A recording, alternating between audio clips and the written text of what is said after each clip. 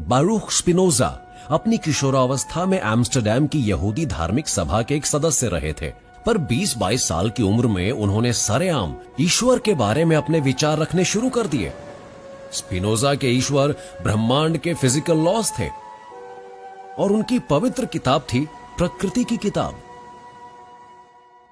Amsterdam के यहूदी Spain और पोर्चुगल में हुई क्रूर अदालती पूछताछ के कारण बने शरणार्थी थे। उन्हें वहां यातनाएं दी जाती थी और कत्ल किया जाता था। एम्स्टर्डम ने यहूदियों को शरण दी थी, पर उन्हें स्पिनोजा के उग्र विचार हॉलैंड में मुश्किल से हासिल हुई सुरक्षा के लिए खतरा लगते होंगे। उन्होंने उस युवा विद्रोही का बहिष्कार किया और उन्हें हमेशा के लिए शहर से बाहर निकालने का फैसला सुनाया।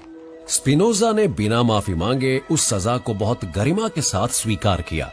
वो पास के हेग में रहने लगा। वहां उन्होंने एक कदम और आगे जाते हुए ये लिखा कि बाइबल को ईश्वर ने नहीं लिखवाया है, बल्कि इंसान ने लिखा है। स्पिनोजा ने लिखा, ईश्वर को चमत्कारों में मत ढूंढो, चमत्कार प्रकृति के कानूनों का उल्लंघन होते हैं। ईश्वर को पाने का सबसे अच्छा तरीका उन कानूनों का अध्ययन है। उससे पहले किसी ने ऐसी बातें खुलेआम नहीं कही थीं। स्पिनोजा जानते थे कि चाहे हॉलैंड ही क्यों ना हो, वो आजाद विचारों की हदें पार कर रहे हैं। स्पिनोजा की नजर में हर प्रकार की बड़ी धार्मिक परंपराएं संगठित अंधविश्वास थीं।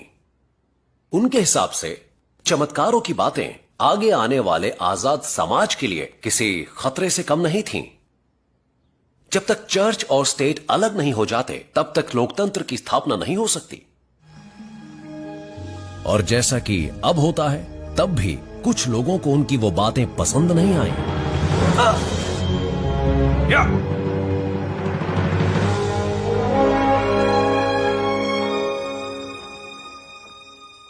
स्पिनोजा ने ईश्वर से जुड़े अपने विचारों के बारे में लिखना और बोलना जारी रखा, और वो बैज ऑफ ऑनर के तौर पर हमेशा एक स्लैश्ड केप पहनते थे। उनकी मृत्यु 44 साल की उम्र में हो गई। शायद कई साल तक उस धूल में सांस लेने की वजह से जो माइक्रोस्कोप्स और टेलीस्कोप्स के लिए लेंसेज को ग्राइंड करते समय उठती थी।